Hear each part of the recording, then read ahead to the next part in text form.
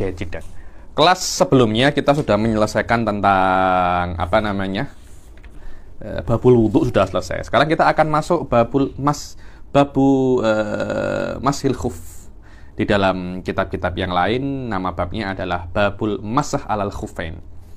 Tapi di sini dikatakan babu mashil khuf dengan makna al khuf ini jenis, bukan dia nanti boleh hanya mengusap satu khuf. Anta tak tahu ya, pernah tengok khuf atau tidak? Seharusnya di mana namanya? Seharusnya di South Africa ada khuf. Saya kurang tahu. South Africa itu seharusnya salju juga ada. Kalau salju ada, biasanya khuf itu juga ada ya. Nih. Di Hadramut karena dia panas, khuf ada tapi tak terlampau banyak. Tapi di Jordan banyak. Khuf itu banyak. Saya pun dulu ketika musim dingin saya pun pakai khuf. Saya pun pakai khuf karena memang dingin sangat. Kalau tidur biasanya saya memang pakai khuf. Karena terlampau dingin. Bismillah.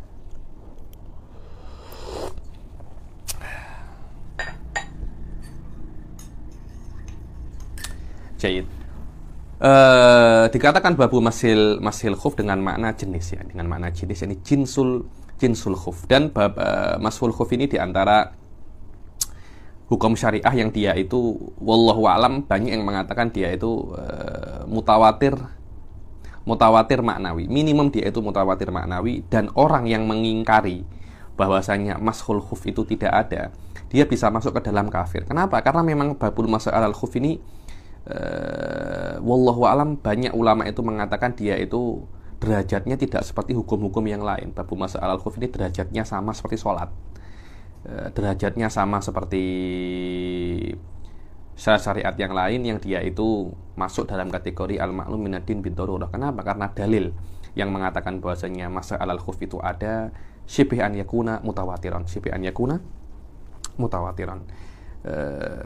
Dan selama dia itu dari aspek ini hukumnya itu sama seperti sholat, jadi jangan Anda bingung, risau kalau ada beberapa ulama akidah yang memasukkan babu mashil khuf ini di dalam kategori akidah. Di dalam kitab Syarah Tohawiyah, Anda kan Hanafiyah kan, banyak baca dengan Ahnaf. Tohawiyah itu masyhur indal Ahnaf ya. Dan disebutkan oleh Tohawiyah itu bahwasanya ahli sunnah itu beriman kepada masah alal khuf dan melakukan mashul khuf. Padahal itu kitabnya kitab kitab akidah Tohawiyah. Kenapa kok babul fikih disebutkan di dalam babul akidah? Kenapa? Ya karena memang masah alal khuf ini sudah menjadi ikon ahli sunnah. Maknanya banyak selain ahli sunnah itu tidak mempraktikalkan atau tidak meyakini adanya mashul khuf dan ahadis allati waradat di dalam mashul khuf ini hampir menjadi mutawatir lafzi. Yang saya tahu dia itu mutawatir maknawi, dan itu derajatnya lebih rendah daripada mutawatir lafzi jiddan. Dan khuf itu sebenarnya tidak ada khuf ya. Ada beberapa mustalah yang kena Anda pahami di dalam khuf. Yang pertama adalah khuf. Khuf itu adalah semacam kasut, tapi biasanya terbentuk daripada kulit. Nah, yang dulu itu dipakai untuk bepergian kemana-mana, walaupun bukan bepergian jauh, tapi mungkin bisa dipakai untuk bepergian ke tempat-tempat yang dekat, macam ke pasar, ke rumah jiran, atau untuk jalan-jalan lah.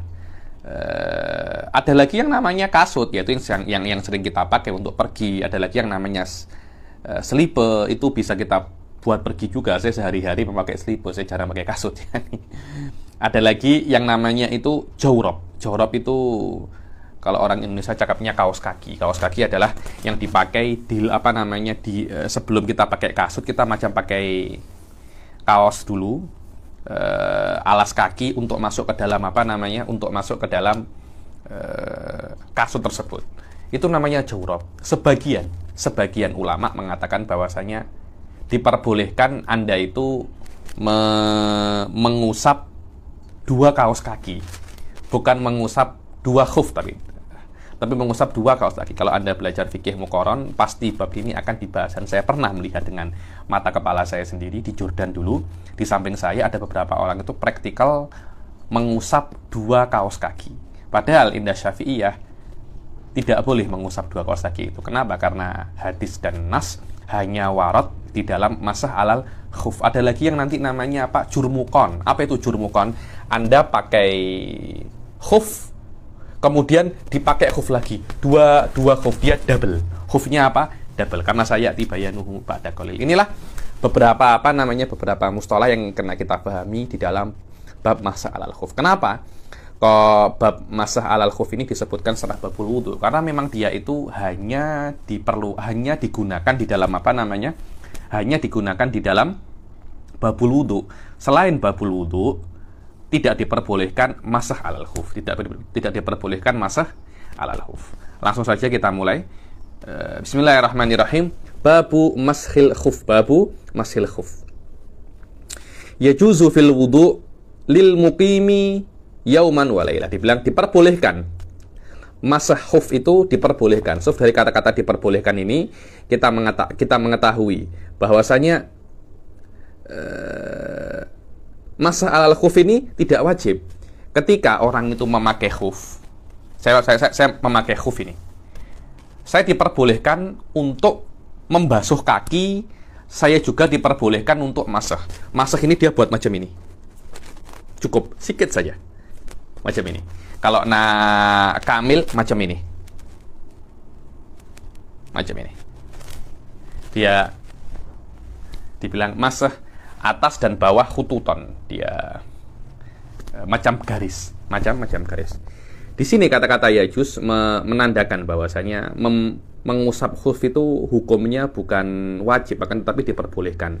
Ketika Anda memakai khuf, Anda mempunyai dua pilihan. Anda boleh membasuh kaki Anda ketika wudhu, dan Anda boleh menggantikan membasuh kaki itu dengan hanya mengusap khuf saja. Kenapa seperti itu? Karena kalau Anda itu diwajibkan untuk membasuh kaki, susah. Kenapa? Pakai khuf, dibuka lagi, dibasuh lagi. Nanti sudah itu dibuka lagi, dibasuh lagi. Penat itu. Akhirnya Rasulullah SAW mengatakan kalau Anda memakai khuf diperbolehkan untuk mengusap saja. Dan mengusapnya wajibnya hanya macam ini aja. Selesai. Yajuzu fil wudu, hanya fil wudu saja.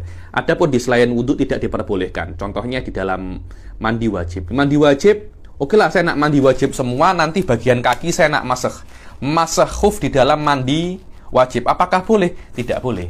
Tidak boleh. Yajuzu fil wudu.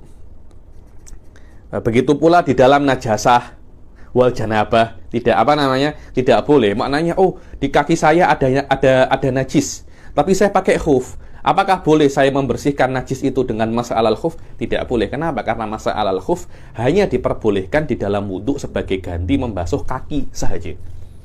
Yajuzu fil wudu lil muqimi yauman wa lailah. Dan diperbolehkan untuk masah alal khuf itu bagi orang yang mukim, walaupun mukimnya itu maksiat, atau orang-orang yang tidak memenuhi syarat safarul qasr, itu juga diperbolehkan untuk masah alal khuf berapa? Yauman wa lailah. 1 hari 1 malam. 1 hari 1 malam. Begitu pula diperbolehkan untuk musafir, yang mana musafirnya itu harus terpenuhi syurutul qasr. Yang terpenuhi syurutul qasrnya yaitu bukan maksiat dan dia bukan maksiat dan tidak boleh dan harus ada tujuan, dia bukan haim. Selama syaratnya musafir safar al-qasr ini terpenuhi, maka dia diberikan rukhsah untuk mengusap khuf itu. Dia takyah wudhu sempurna, yakni ketika dia membasuh muka, membasuh tangan, mengusap kepala. Selepas mengusap kepala, hanya mengusap khuf saja, hanya mengusap khuf saja. Salah satu walil musafir salasatan bilayaliha, 3 hari 3 malam. 3 hari 3 malam. Minal hadathi ba'dal lubus. Lah dihitung 1 hari 1 malam, 3 hari 3 malam itu bila dibilang minal hadath ba'dal lubus. Mula daripada, jadi Anda wudhu sempurna ini, kemudian Anda memakai khuf. Setelah Anda memakai khuf, masih belum dihitung 1 hari, belum dihitung daripada situ. Oke, saya wudhu ini, kemudian saya memakai khuf kira-kira pukul 8 pagi.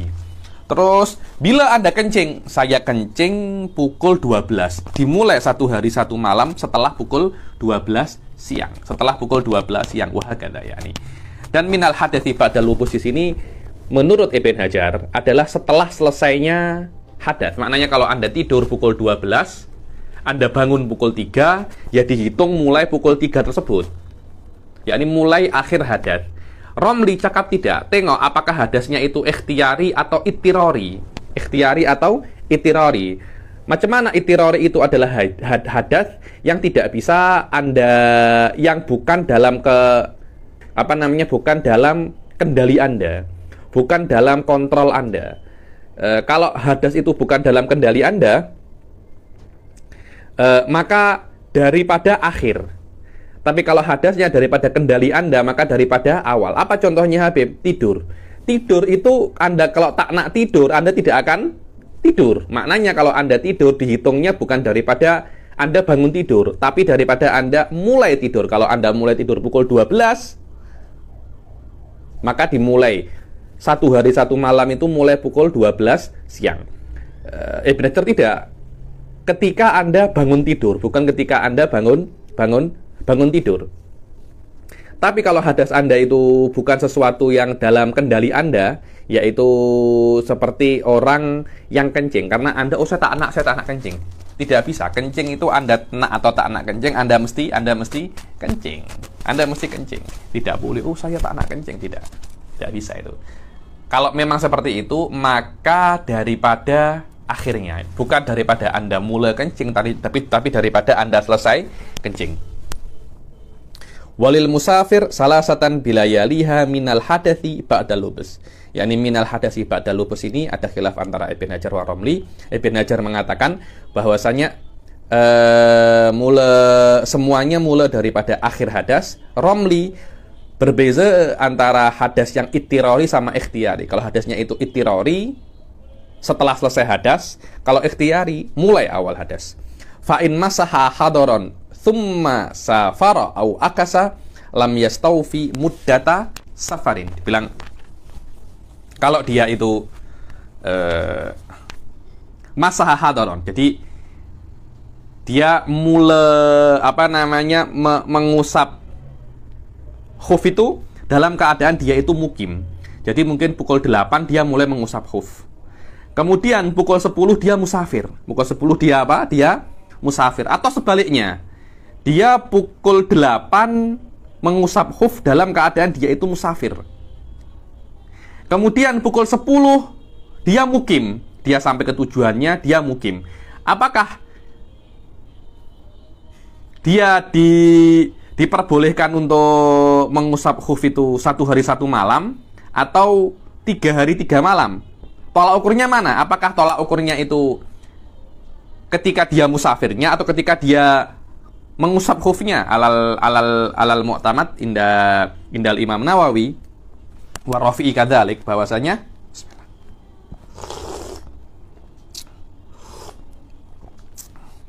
tolak ukurnya itu adalah ketika bila Anda itu mengusap khuf. Kalau Anda mengusap khufnya itu ketika dalam keadaan Anda mukim,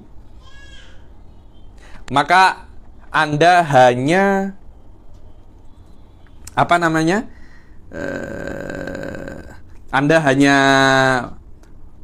tolak ukurnya itu betul. Tolak ukurnya ketika Anda itu mengusap khuf. Kalau Anda mengusap khuf dalam keadaan Anda itu mukim, maka Anda 1 hari 1 malam.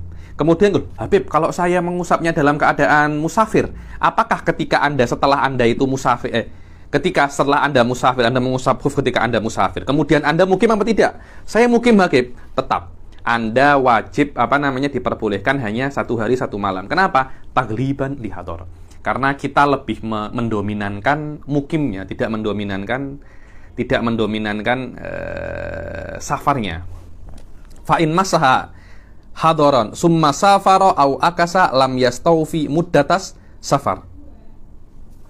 Dibilang jika dia itu masah dalam keadaan mukim, kemudian dia musafir, atau dia masah dalam keadaan musafir, kemudian dia mukim, maka dia tidak boleh untuk masah 3 hari 3 malam. Kenapa? Karena di sini ada hadar, lebih dominan apa? Hadar. Kenapa? Karena hadar itu hanya 1 hari 1 malam, sedangkan musafir apa? 3 hari 3 malam. Dan yang namanya rukhsah, karena mashul khuf ini rukhsah, dan yang namanya rukhsah itu tidak bisa untuk tidak bisa untuk dibuat dalam keadaan Anda itu tidak memenuhi semua syaratnya, atau dalam keadaan Anda itu ada semacam mix, yakni ini 1 hari apa 3 hari. Selama ada mix antara 1 dan 3 itu, maka kita kena amik yang paling sikit, yaitu apa? 1 hari. Wahwa muddatul hadar, dan tidak boleh Anda amik untuk masah 3 hari 3 malam. Wahwa muddatus safar. Wa syartuhu an yulbasa ba'da kamalit tuhur, dan syaratnya masa alal khufain itu an yulbasa ba'da kamali tuhrin. Anda kena memakai, bukan mengusap, tapi memakai. Karena yang namanya khuf itu kena dipakai dulu, setelah dipakai baru dimasah. Memakai khuf itu harus dalam keadaan kamalut tuhur, sempurna dalam bersucinya dalam keadaan sempurna. Jadi Anda wudhu dahulu lengkap, setelah wudhu Anda lengkap baru Anda memakai khuf. Dan setelah Anda memakai khuf masih belum dihitung 1 hari 1 malam atau 3 hari 3 malam, belum lagi dihitungnya kalau sudah Anda itu dalam keadaan sudah hadas setelahnya, ya. Setelah Anda memakai hadas baru dihitung. Akan tetapi memakai khuf ini harus dalam keadaan Anda itu wudhu dengan sempurna. Kenapa kok seperti itu? Kalau Anda, contohnya Anda sudah wudhu sempurna, Anda sudah wudhu, membasuh muka, membasuh kedua tangan, kemudian Anda mengusap kepala, Anda membasuh kaki kanan. Setelah Anda membasuh kaki kanan, Anda memakai khuf. Kemudian Anda membasuh kaki kiri, Anda memakai khuf. Ini tidak boleh. Kenapa? Karena ketika Anda memakai khuf yang pertama, kaki kiri Anda belum dalam keadaan suci, hadasnya masih ada,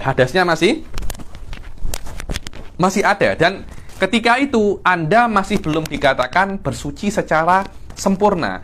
Jika Anda masih belum dikatakan bersuci secara sempurna, maka syarat ini masih belum terpenuhi. Terus macam mana, Habib?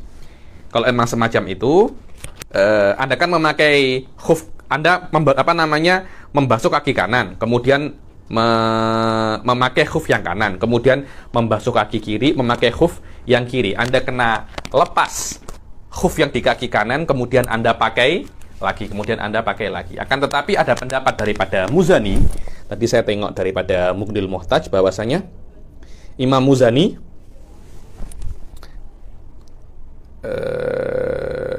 mengatakan bahwasanya kalau Anda membasuh kaki kanan, kemudian memakai khuf di kaki sebelah kanan, kemudian Anda membasuh kaki sebelah kiri, kemudian memakai khuf di kaki sebelah kiri, ini sah. Ini sah. Dan kata-katanya Imam Nawawi di sini ba'da kamali tuhrin untuk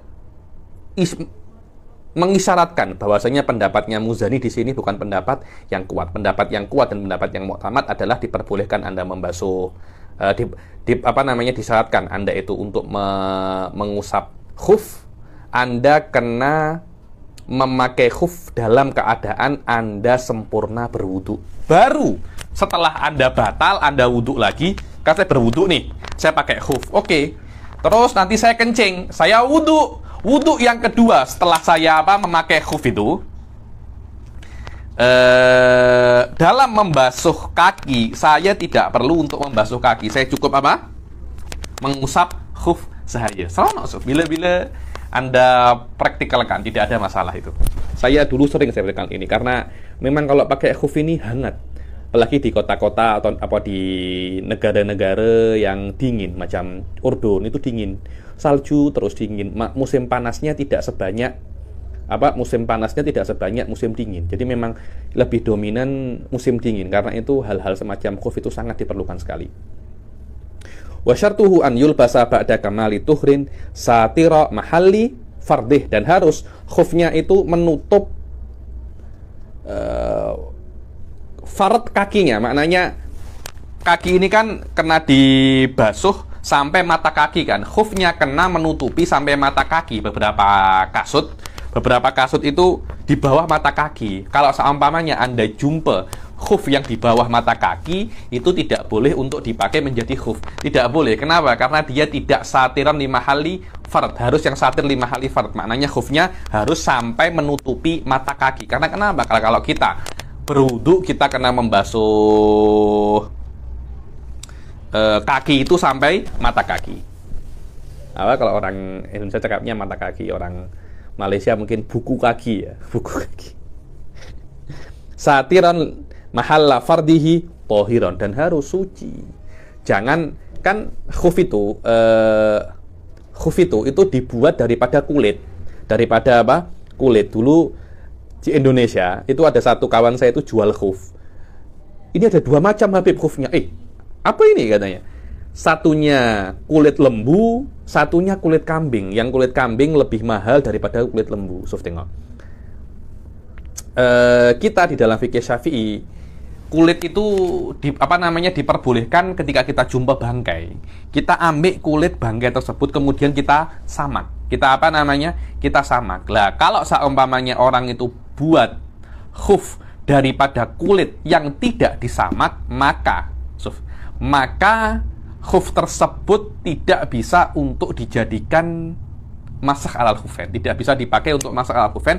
Kalau Anda memakai khuf daripada kulit yang belum didabagh, kulit bangkai yang belum didabagh, maka itu tidak bisa untuk dipakai masakh alal khufain. Anda nak buat jalan tidak ada masalah. Tapi ketika Anda berwudu kena dilepas dan Anda kena membasuh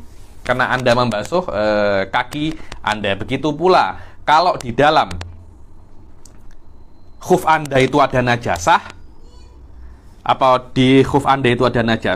khufnya kena dibersihkan, baru Anda bisa masakh alal khuf. Tidak bisa dalam keadaan khuf Anda ada najasahnya, atau memang khufnya itu khuf yang najis, macam khufnya dipakai daripada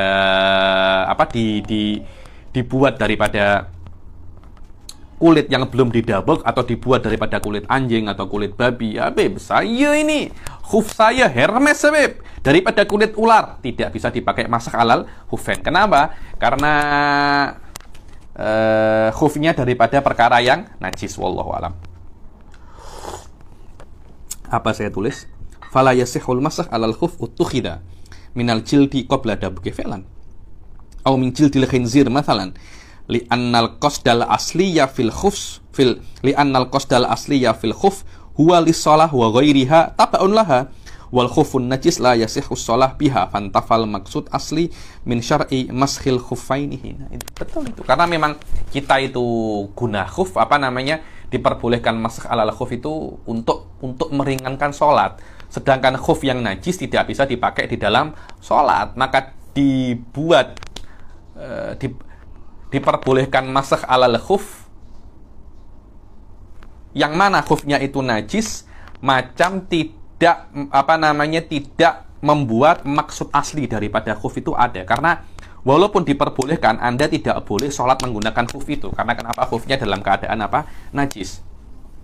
Satiran mahalla fardihi tohiron yumkinu tiba'ul masyi fihi litaraddudi musafirin lihajatihi, dan bisa dipakai untuk ulang alik, untuk menunaikan hajat dalam keadaan Anda itu musafir. Yani kalau Anda musafir biasa pergi kemana? Saya kalau musafir, Habib, saya ke rumah saya Johor, saya ke KL, Habib. Oke, ke KL Anda kemana biasanya? Saya ke mall, ke ini. Maknanya khuf Anda itu bisa dipakai ulang alik perjalanan.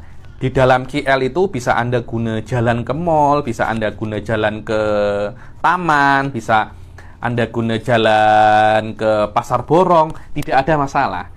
Memang khufnya kena semacam itu. Oh, khuf saya tidak boleh, Habib, khuf saya ini nipis, Habib, kalau saya buat jalan sikit je dia akan koyak, Habib. Ketika itu maknanya khuf ini tidak bisa digunakan untuk masakh alal khuf. Anda kena cari khuf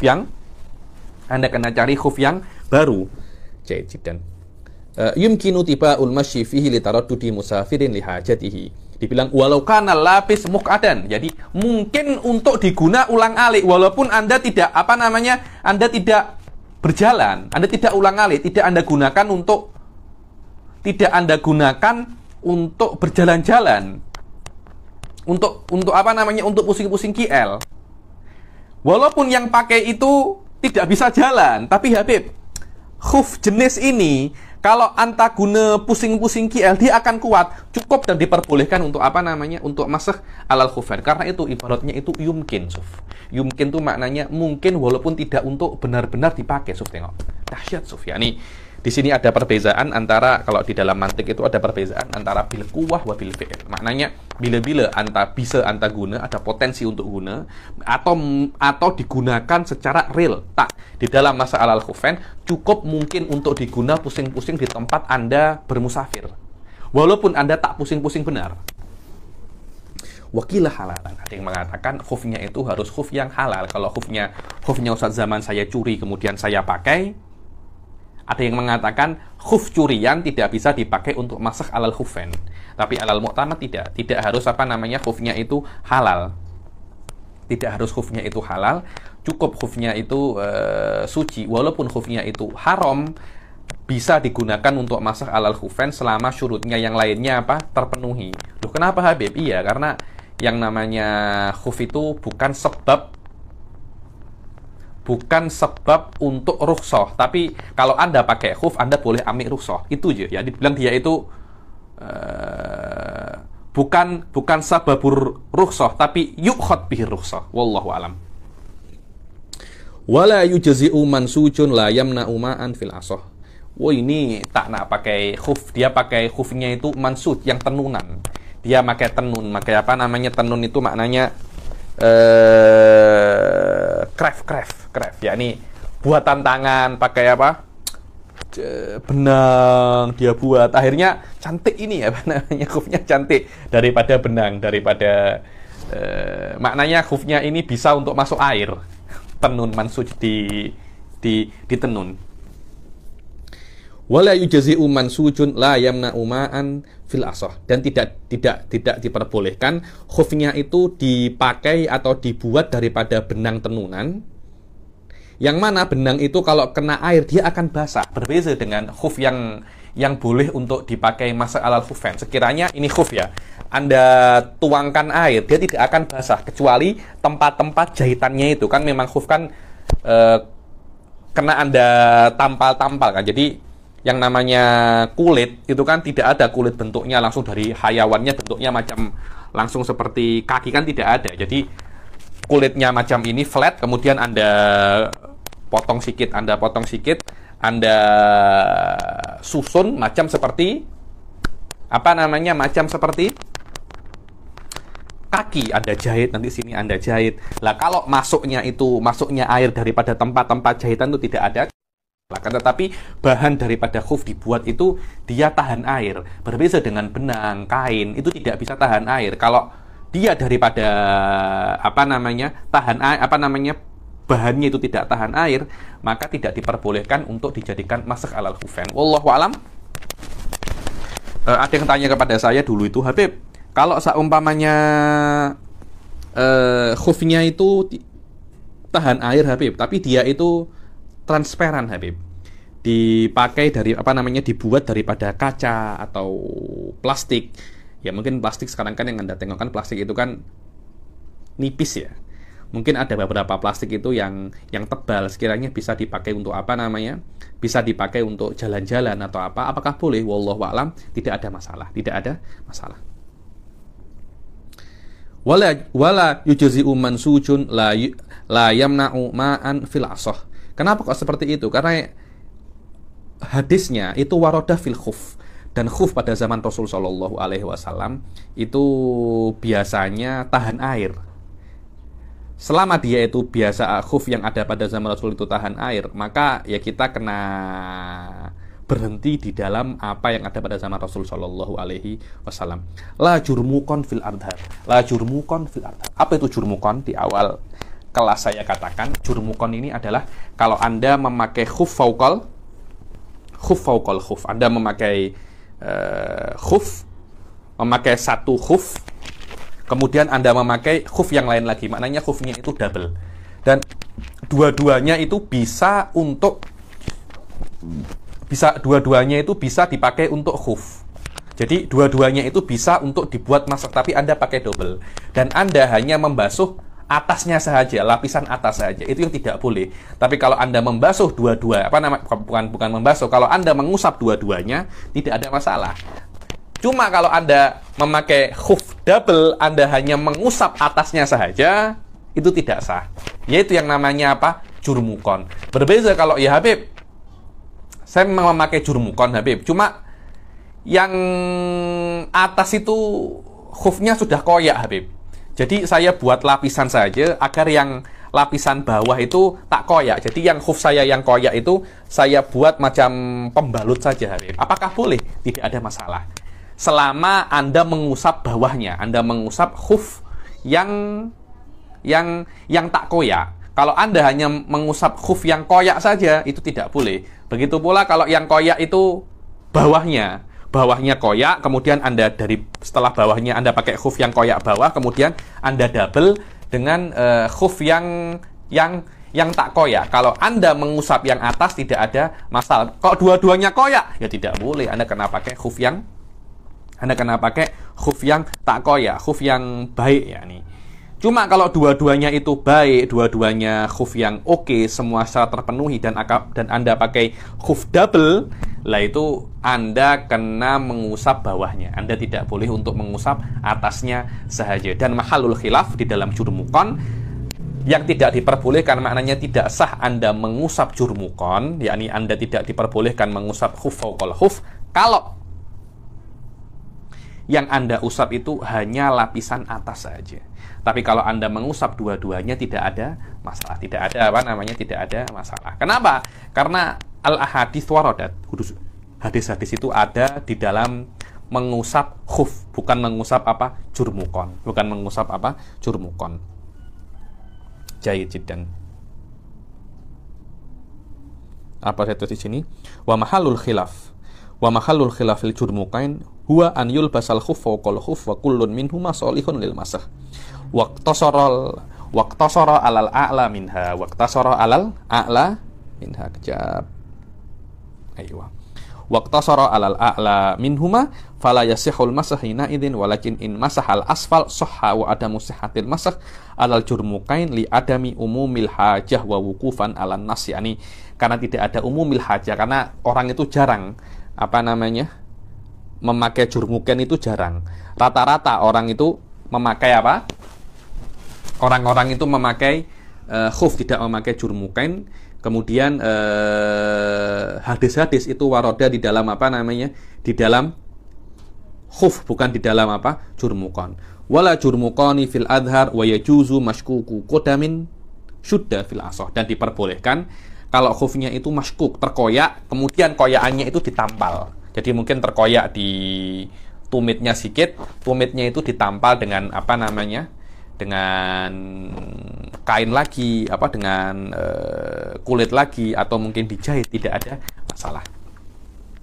Wa yajuzu mashkuku qadamin syudda fil adhar.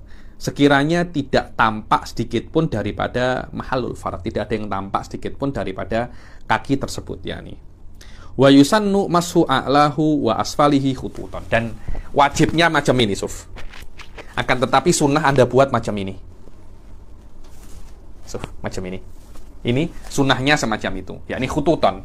Khutut maknanya garis macam ini. Yang ini ke bawah, yang ini ke atas, macam ini. Maaf ya. Ya wa yusannu masu a'lahu wa asfalihi khututan wa yakfi musamma mashin yuhadil fardhu. Dan cukup wajibnya itu dinamakan masah di tempat fardu. Macam ini. Pas. Kalau Anda mengusap semacam itu cukup. Wa yakfi musamma mashin yuhadil fardhu, dan harus Anda mengusap itu di tempat fardu. Di tempat fardu illa asfalar rijil wa akibaha fala alal madhab. Begitu pula yang wajibkan hanya sini dan harus atas. Bawah tidak boleh. Illa asfalar rijil wa akibaha, tidak diperbolehkan bawahnya kaki, sini tidak boleh, sini tidak boleh. Begitu pula ini akib tidak boleh. Oh, saya nak masah sini tidak boleh. Saya nak masah sini tidak boleh. Masahnya harus sini. Begitu pula Imam Nawawi kata apa? Qultu harfuhu ka asfalihi. Harfuhu ini samping-sampingnya macam ini nih. Ini tidak boleh, ini tidak boleh, bawah tidak boleh, samping tidak boleh, tumit juga tidak boleh. Yang basi yang diusap hanya mana? Atasnya saja. Atasnya saja. Qultu harfuhu ka asfalihi wallahu a'lam. Saya tulis di sini apa? Dibilang li'anna rukhsah mutawaqqifun al-ittiba. Dibilang karena masah khuf ini rukhsah. Dan rukhsah itu terpulang terhadap ittiba. Maknanya dia kena ittiba, mengikuti Rasul sallallahu alaihi wasallam. Dan tidak ada hadis pun yang mengatakan bahwasanya Rasul sallallahu alaihi wasallam itu mengusap khuf yang bawah. Dan ada hadis daripada Sayyidina Ali karramallahu wajhah, kalau seumpamanya agama itu dengan akal, niscaya mengusap bawah lebih afdol daripada mengusap atasnya khuf. Dan aku melihat Rasul sallallahu alaihi wasallam mengusap atasnya khuf. Yani ini hadisul masyhur, yani law kana dinu birrai lakana mashu asfalil khuf aula min a'lah wa qad ra'aitu Rasulullah sallallahu alaihi wasallam yamsahu ala dhahiri khuffih. Dan aku sudah melihat Rasulullah sallallahu alaihi wasallam itu mengusap atas khufnya, atas kedua khufnya. Dari sini para ulama mengatakan hanya diperbolehkan untuk mengusap atasnya saja, tidak diperbolehkan untuk mengusap bawahnya juga. Wala mashali syakin fi baqail muddah, dan tidak diperbolehkan seseorang itu dalam keadaan dia itu syak,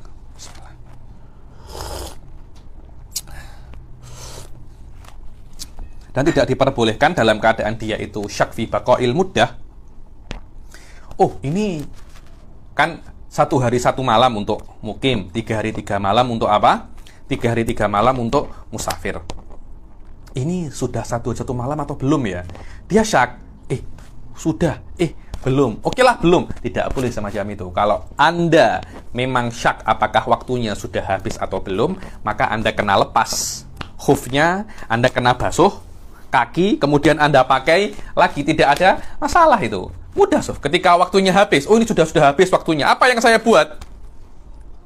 Buka khufnya, basuh kaki, pakai lagi. Tidak perlu untuk mengulangi wudhu, karena habisnya waktu rukhsah untuk mengusap khuf tidak membatalkan wudhu. Yang membatalkan wudhu hanya 4 hal yang sudah lewat di pertemuan yang lalu. Adapun habisnya waktu khuf tidak membuat kita wudhunya batal. Dan kalau seumpamanya Anda ragu apakah waktu 1 hari 1 malam untuk mukim atau 3 hari 3 malam untuk musafir sudah habis atau belum, maka Anda tidak boleh untuk masah. Anda kenal lepas khufnya, kemudian basuh kakinya, kemudian pakai khuf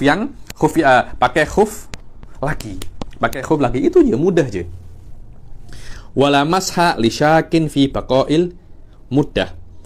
Fa in ajnaba wajaba tajdidu lubsin. Dibilang kalau seumpamanya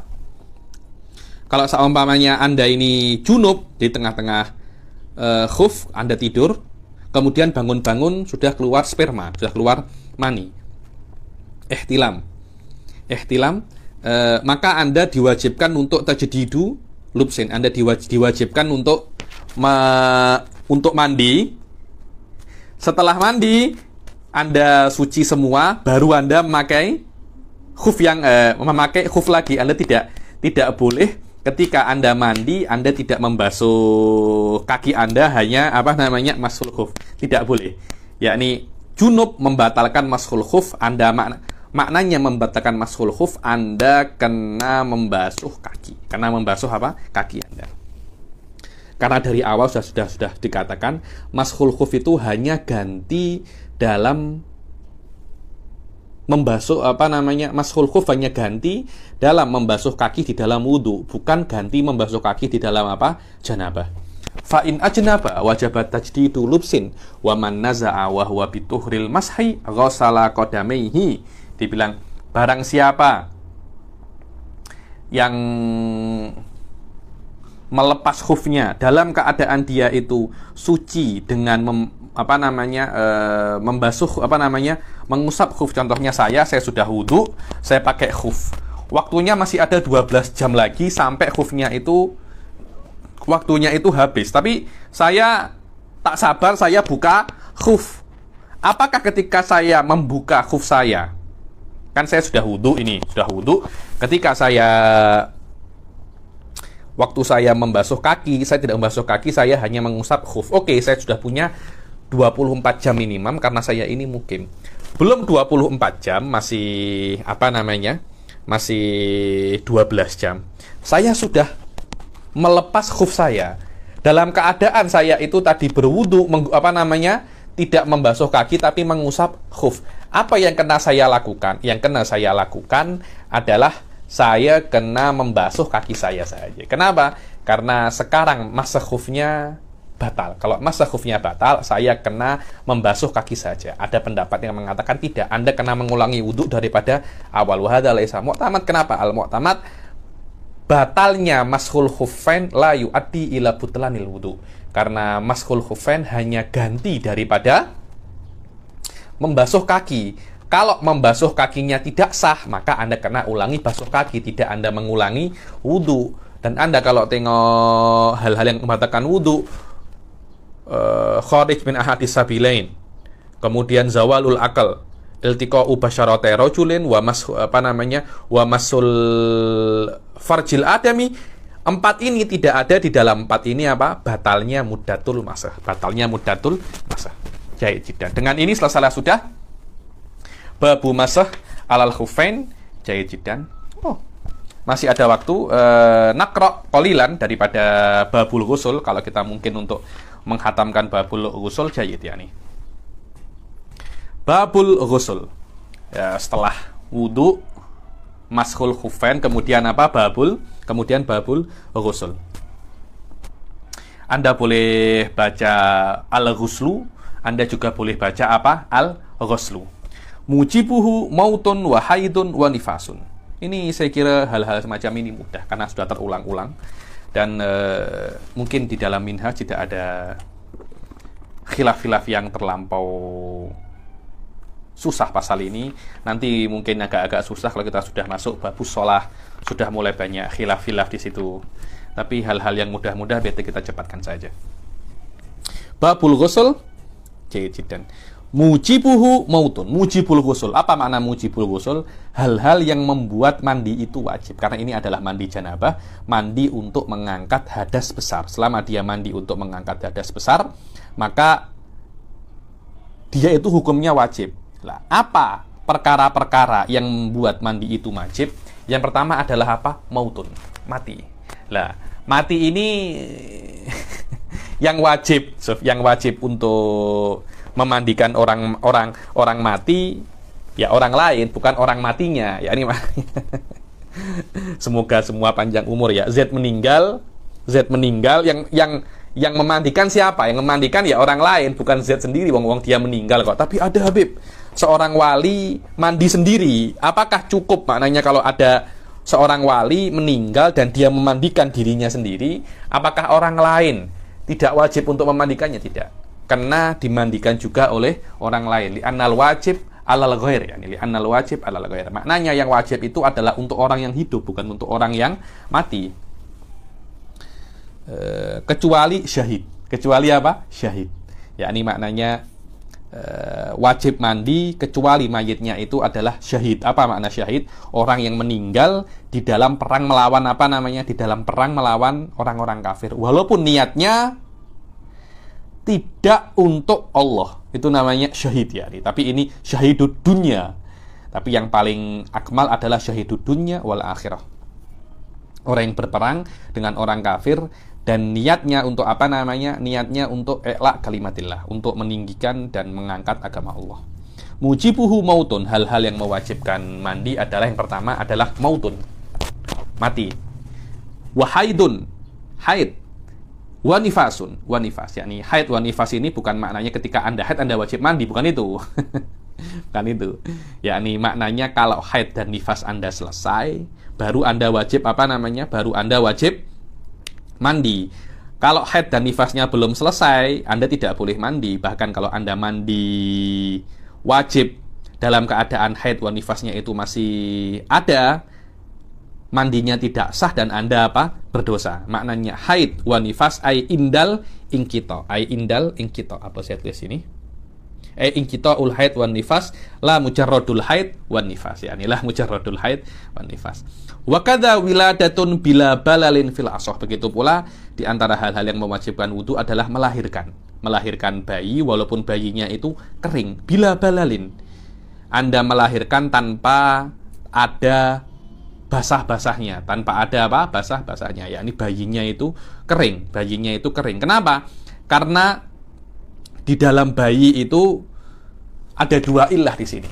Kenapa? Kalau perempuan melahirkan dia wajib mandi karena bayi sendiri itu adalah mani. Loh, bukankah bayi itu daripada maninya laki-laki dan maninya perempuan jadilah baby. Ketika perempuan itu melahirkan baby, maknanya dia pun juga mengeluarkan mani. Begitu pula karena yang namanya melahirkan, biasanya setelah melahirkan itu akan keluar nifas.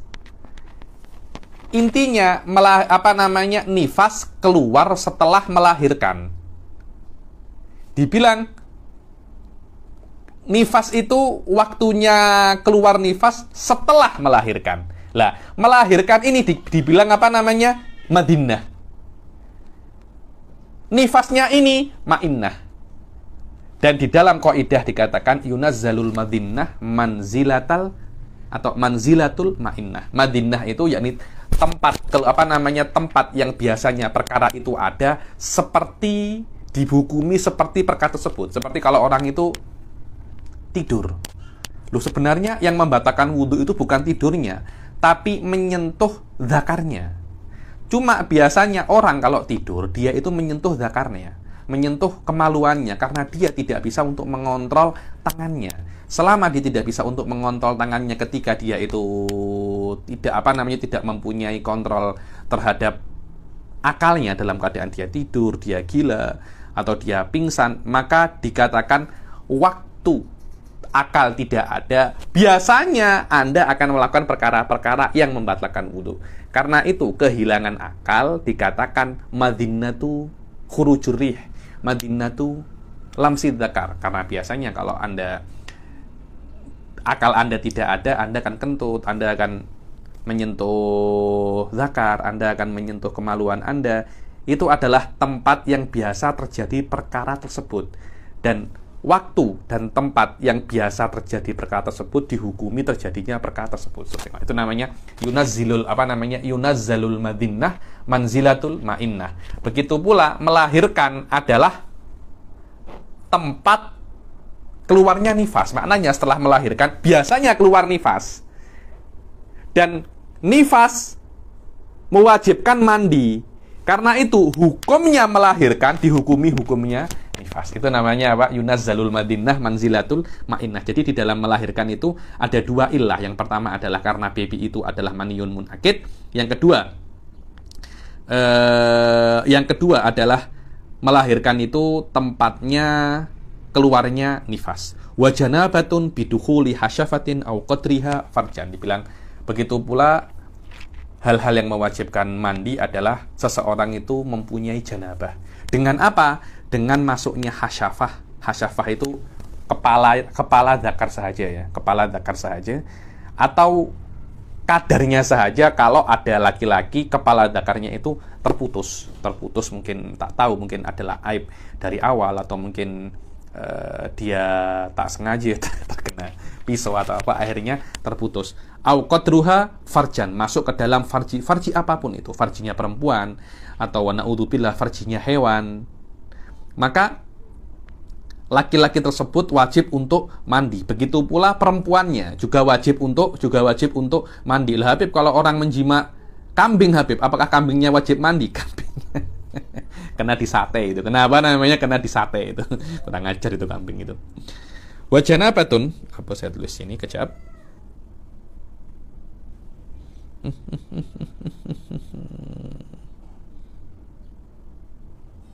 Dibilang wahadil janabah tahsulu li adamiyin fa'ilan kana au maflan. Dibilang janabah ini terjadi untuk manusia, dia pelaku atau dia objeknya. Maknanya kalau perempuan kan dijima, laki-laki yang menjima.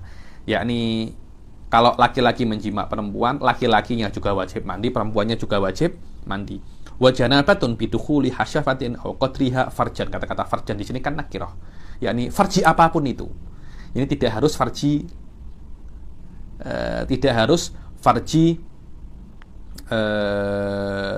manusia, tidak. Farji hewan pun kalau ada orang memasukkan zakarnya, kalau ada orang memasukkan zakarnya ke farji kambing atau farji apa, tetap dia wajib untuk mandi. Wa bi khuruji maniyin min tariqihil mu'tad wa ghairihi. Dibilang begitu pula dengan keluarnya sperma. Tidak harus dengan jima ya, karena keluar sperma itu tidak harus dengan jima. Atau dengan keluarnya sperma dari jalannya yang biasa, yakni daripada zakar ataupun faraj wa ghairihi, atau selain jalan yang biasa kan. Tetapi maknanya kalau keluar mani dari mana? Dari mulut. Wa na'udzubillah ya, wa na'udzubillah. Kenapa? Karena mulut ini bukan tempat biasa keluar mani. Keluar sperma itu biasanya daripada zakar ataupun farji. Dan tidak biasa keluar sperma itu daripada mulut. Kalau keluar sperma, maka wajib untuk mandi dari jalan manapun itu, dari jalan yang biasa atau dari jalan yang tidak biasa. Cuma apa bezanya Habib? Ada beza. Kalau daripada farji, itu yang penting Anda tahu itu mani, walaupun tidak ada tanda-tandanya, walaupun tidak mustahkam. Maknanya mustahkam itu tidak ada tandanya. Kan sekejap lagi akan ada tanda-tanda mani. Kalau walaupun tidak ada tanda mani, tapi Anda tahu itu mani, maka dikatakan Anda sudah wajib mandi. Berbeda dengan yang keluar daripada selain tempatnya, daripada selain jalannya, keluar daripada mulut, daripada hidung, daripada telinga. Na'udzubillah ya, wa na'udzubillah. Mungkin saja kalau Allah mungkin saja tidak ada masalah. Wa na'udzubillah ya, wa na'udzubillah. Bismillah. Kalau keluar daripada selain tempatnya, maka harus dia itu mustahkam. Maknanya semua alamatnya, semua tanda-tanda mani harus ada. Dan bagaimana kita mengetahui tanda-tanda mani? Yu'rafu bitadafukihi. Keluarnya mani itu sikit-sikit. Cerut. Dia tak macam kencing kan orang kencing kan macam pipe kan, tak macam itu. Mani tak macam itu. Kuliah sikit-sikit ya. Karena itu kan khuliqa mimma'in dafik. Dibilang manusia itu diciptakan daripada air yang memancut, air yang memancut. Memancutnya tidak tidak seperti kencing, tidak akan, tetapi sikit macam itu. Itu namanya apa? Tadafuk. Diketahui ini karena yang keluar daripada kemaluan itu ada beberapa hal. Ada baul, mani, madhi, wal wadi. Apa itu Habib? Al-baul ma'ruf ya, kencing itu ma'ruf yang Anda sudah sering buat itu. Kalau madhi apa Habib? Madhi itu macam perkara cecair yang keluar daripada zakar, yang biasanya keluar dalam keadaan Anda itu memuncak syahwat Anda. Itu macam ada cecair, lengket, bening. Dia keluar, nipis dia keluar. Itu namanya apa? Madhi. Dan itu najis. Itu najis, hukumnya macam kencing. Ada lagi namanya wadi. Apa itu wadiun atau wadi? Wadi itu adalah sesuatu yang keluar daripada zakar. Begitu pula perempuan juga mungkin keluar. Yang biasanya keluar setelah kencing. Setelah kencing macam ada cecair yang keruh, keluar setelah kencing, atau keluar ketika orang itu mengangkat benda yang berat. Itu akan apa namanya? Itu akan keluar. Lah kalau mani, ya ini yang akan disebutkan kejap lagi ini.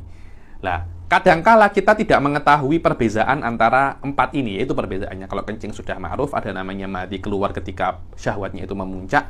Wadi ketika setelah kencing atau ketika mengangkat benda-benda berat. Madhi adalah yang biasanya keluar dalam keadaan Anda merasakan kenikmatan dan ada apa namanya? Ada tadafuk.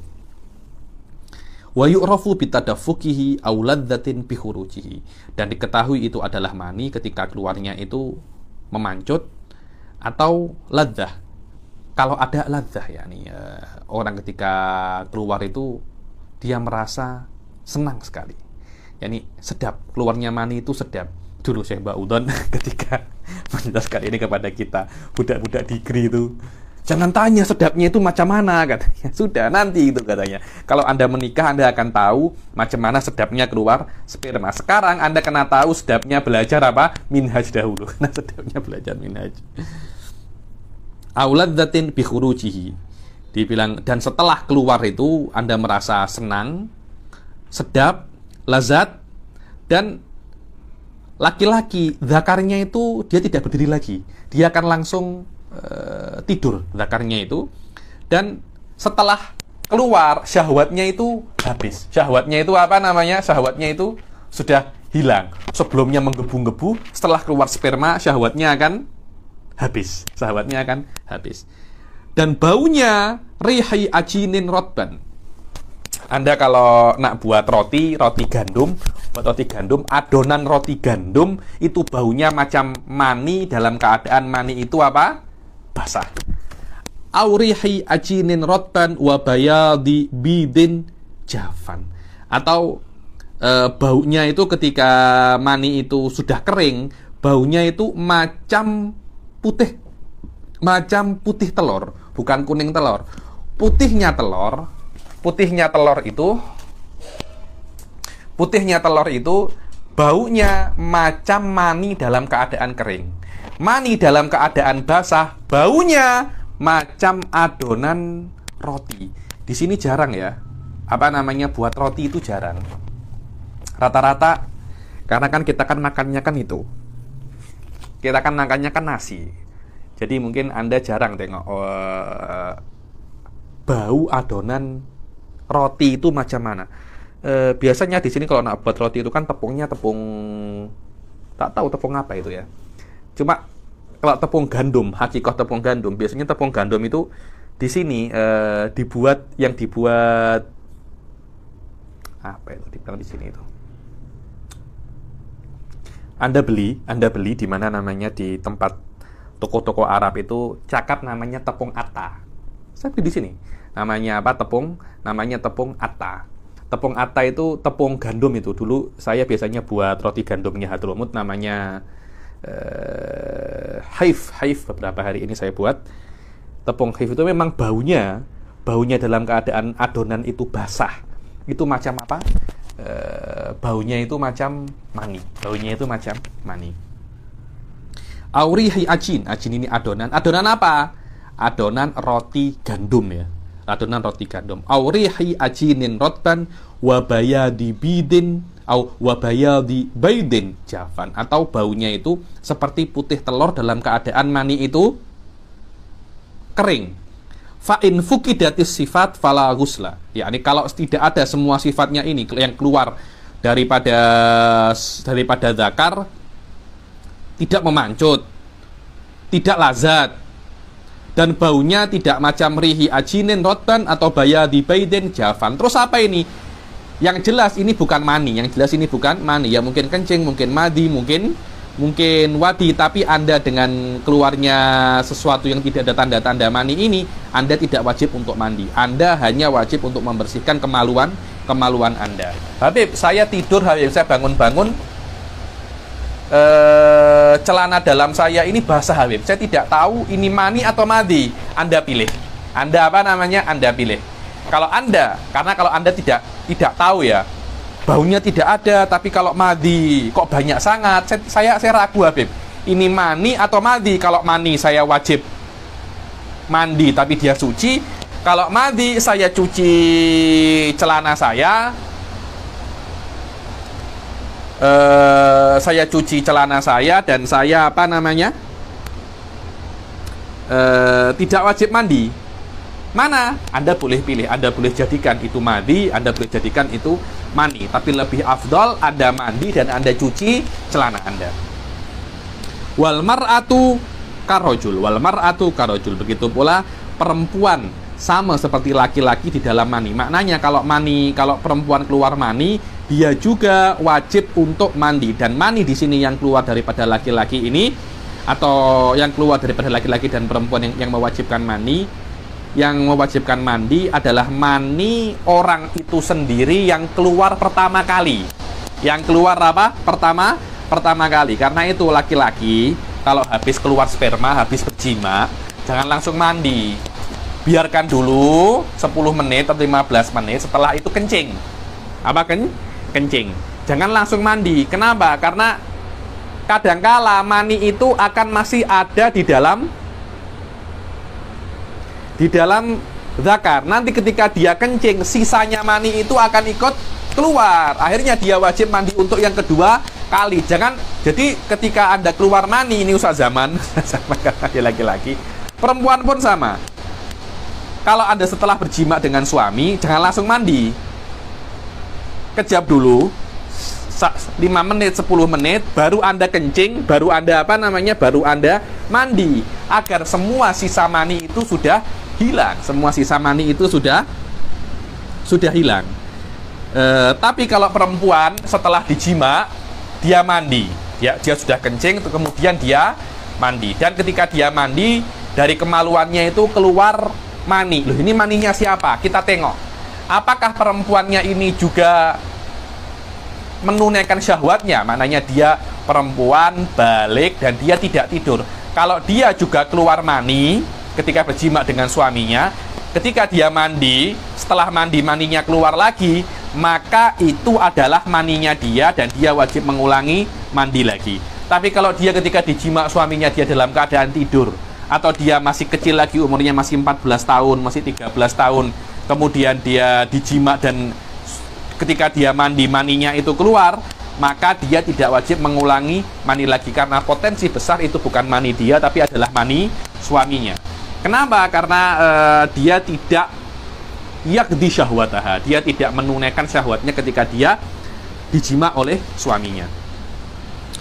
Fala gusla wal mar'atu karojulin wa yahrumu biha ma haruma bil hadasi. Dibilang, dan haram untuk orang yang janabat seperti yang haram dengan hadas, yakni orang yang berhadas besar sama dengan orang yang berhadas kecil, ditambahi di dalam hadas besar itu al-mukthu fil masjid. Anda tidak boleh berdiam diri di masjid walaupun dengan kadar tumakninah. Walaupun dengan kadar apa? Tumakninah, yaitu dengan kadar subhanallah. Kalau Anda diam di masjid dengan kadar subhanallah dan Anda dalam keadaan junub, Anda tidak diperbolehkan. Begitu pula di dalam hukumnya sama dengan mukus, apa? At-taraddud. Apa? At-taraddud. Kalau Anda taraddud di masjid, apa itu taraddud? Anda masuk daripada pintu di masjid dan keluar daripada pintu yang lain. Kalau Anda buat seperti itu dalam keadaan junub, Anda berdosa. Li'anna taraddud fi hukmil mukus. Berbeza dengan Anda ubur lewat masjid. Bagaimana lewat masjid itu? Anda masuk masjid daripada pintu dan Anda keluar daripada pintu yang lain. Itu namanya apa? Ubur. Kenapa kok boleh? Ya karena memang di Al-Quran disebutkan seperti itu. Illa abiro sabilin. Dibilang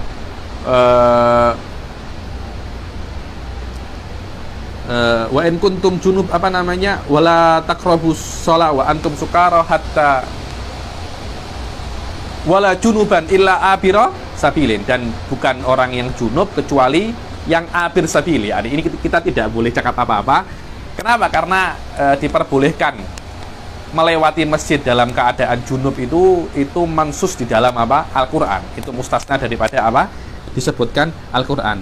Maknanya yang haram untuk dilakukan oleh orang junub, mukus, berdiam diri di masjid walaupun dengan kadar tumakninah, dengan kadar subhanallah.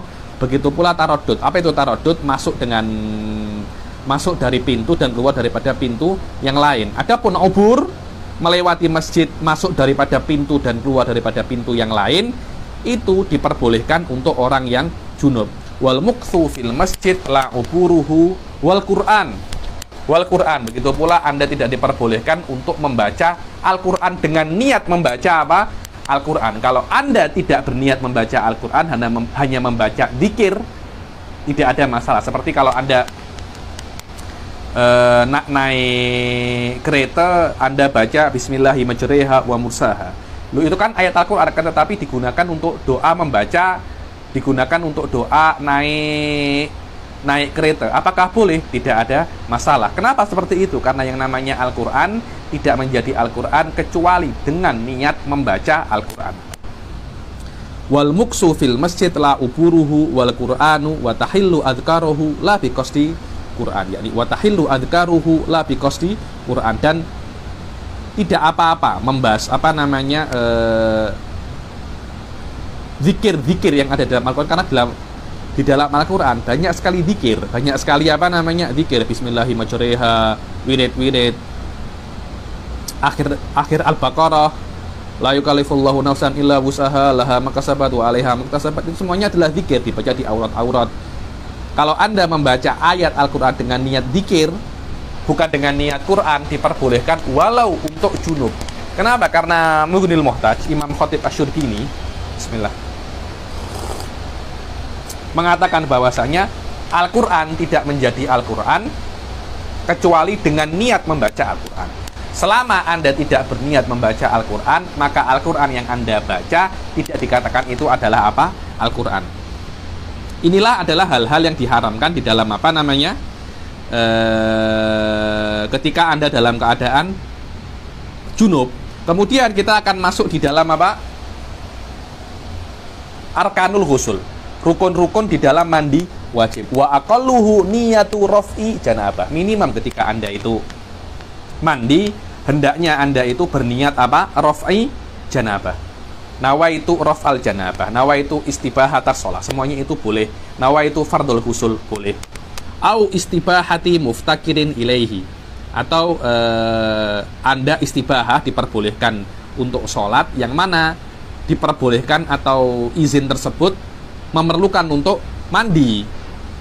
Au ada ifardil ghusl makrunatan bi awwal ifardin, diperbolehkan Anda boleh niatu rafil janabah istibahata muftakirin ilal ghusl, atau niat ada ufardil ghusl. Dengan bahasa Melayu pun oke, saya niat mandi wajib, tidak ada masalah. Saya niat mandi janabah, tidak ada masalah. Dan harus niatnya itu berbarengan dengan basuhan pertama daripada mandi tersebut. Wa ta'mimu sya'rihi wa basyarihi. Nah, ini harus semua bulu dan rambutnya juga harus semua bulu dan rambutnya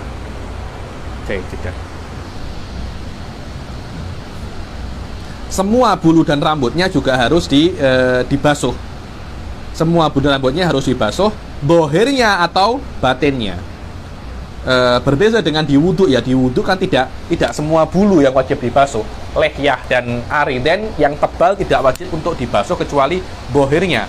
Di dalam mandi semua kena dibasuh, sininya, semuanya kena semuanya kena dibasuh.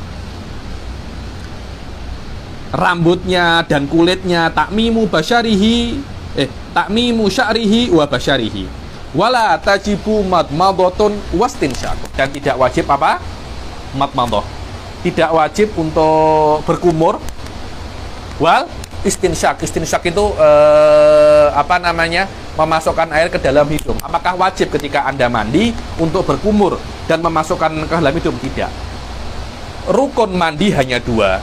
Niat dan semua dohir badan ini kena terkena air. Jayid jiddan. Wa akmaluhu izalatul qadari. Dan yang paling, kalau Anda wudunya, kalau Anda mandinya biasa hanya wajib-wajib saja, ya cuma dua wajibnya, niat dan semua badan terkena air. Adapun cara paling sempurna untuk mandi izalatul qadar. Izalatul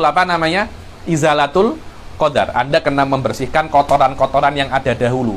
Kotoran yang najis dan kotoran yang tidak najis. Oh, di sini ada kotoran, ada debu, bersihkan dahulu. Sini ada tai ayam, bersihkan dahulu. Setelah semua bersih baru Anda mandi. Itu yang paling best. Tapi kalau Anda nak mandi sekalian, basuhan pertama membersihkan hadas wan najas sekalian, tidak ada masalah. Wa hadza mu'tamadur Nawawi kama sayati.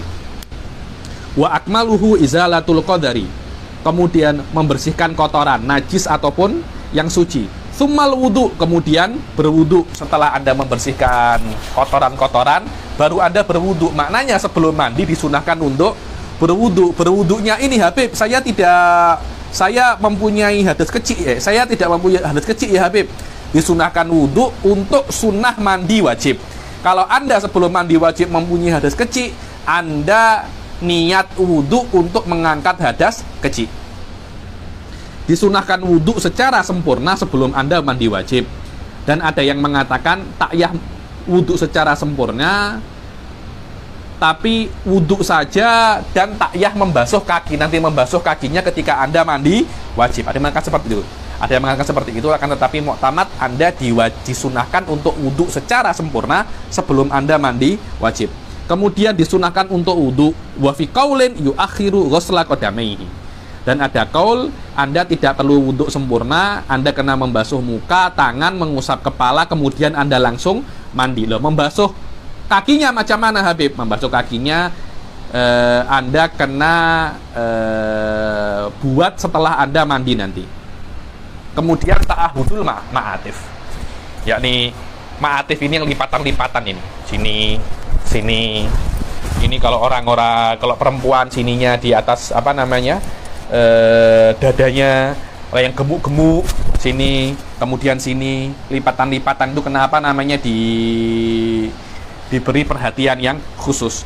Summa ta'ahudu ma'atifihi summa yufidul ma'a ala ra'sihi wa yukhalliluhu. Kemudian setelah selesai membersihkan kotoran, dia berwudu, kemudian ma'atifnya, kemudian dia menuangkan air ke kepalanya, wa yukhalliluhu.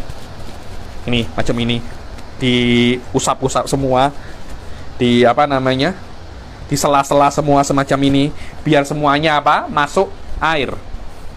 Kemudian syikihil aiman, ma'akbala min syikihil aiman. Nih, yang depan, kemudian yang belakang, kemudian depan sebelah kiri, kemudian belakang sebelah kiri.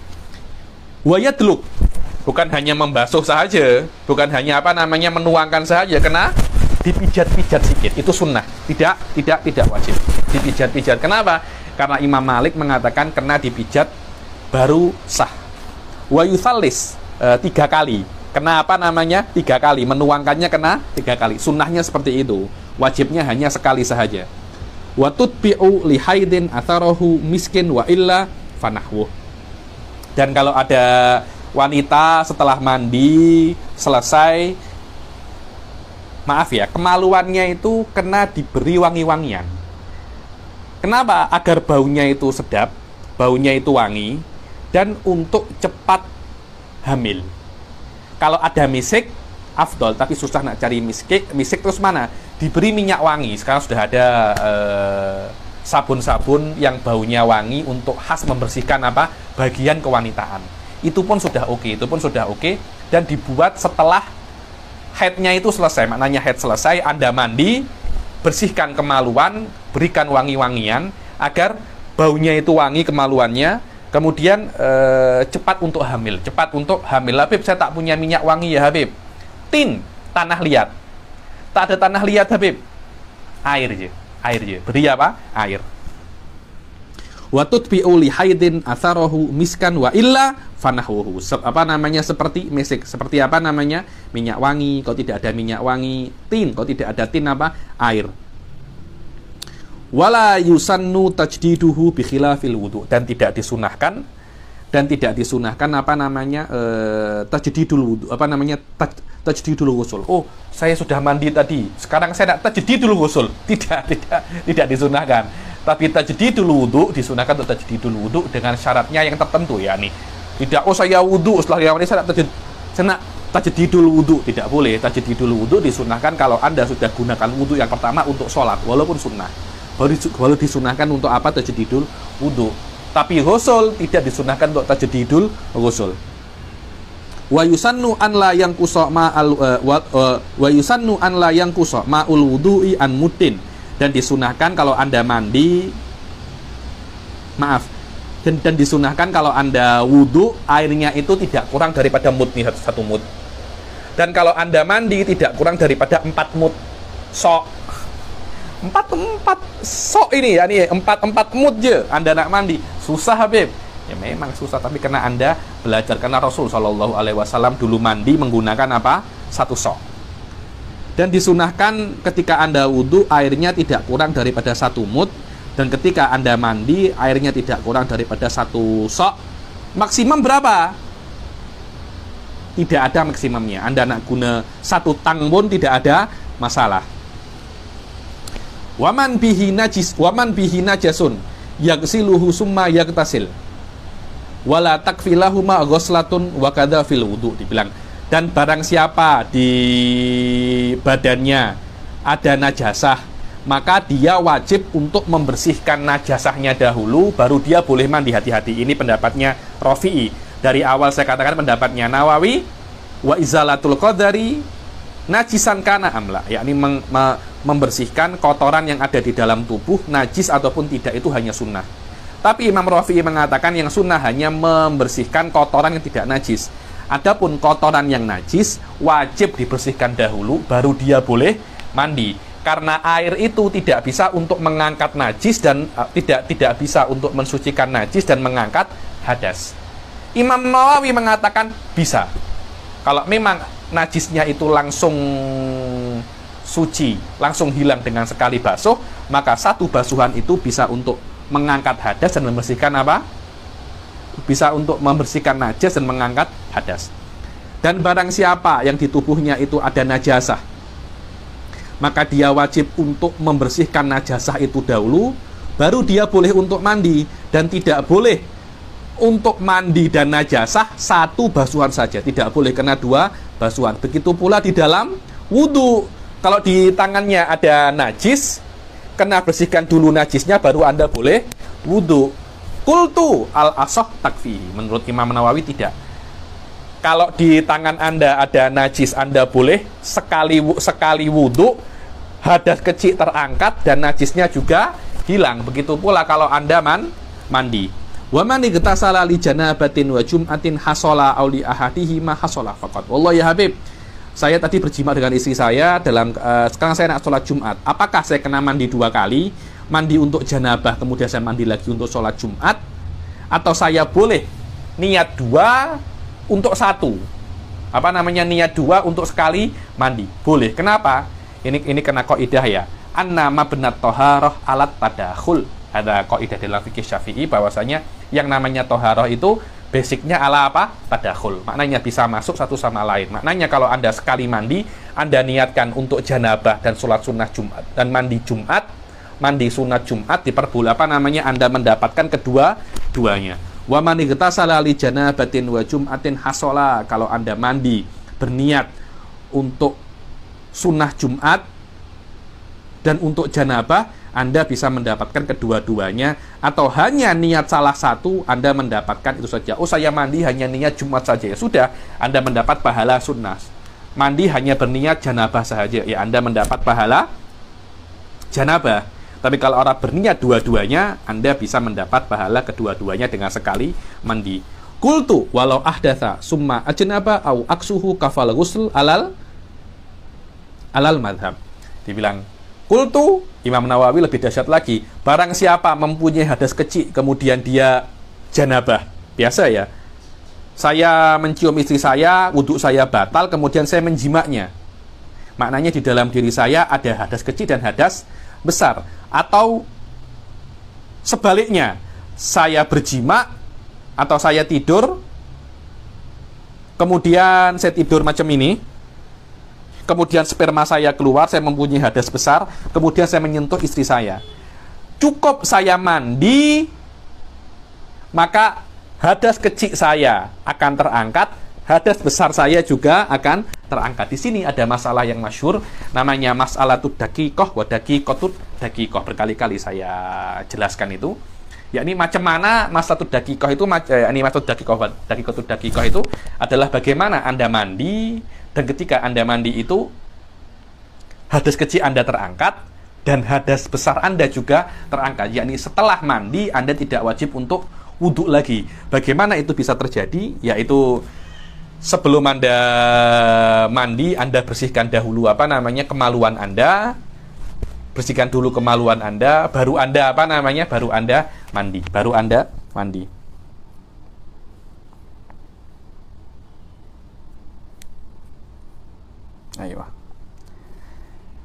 Ada lagi namanya dakikotut dakikoh. Bagaimana dakikotut dakikoh itu? Ya, ini Anda membersihkan tangan dengan niat raf'ul janabah. Kemudian Anda membasuh kemaluan Anda, istinja dahulu, kencing, Anda membasuh kemaluan Anda, dan Anda megang kemaluan Anda. Akhirnya tangan Anda mempunyai hadas kecil.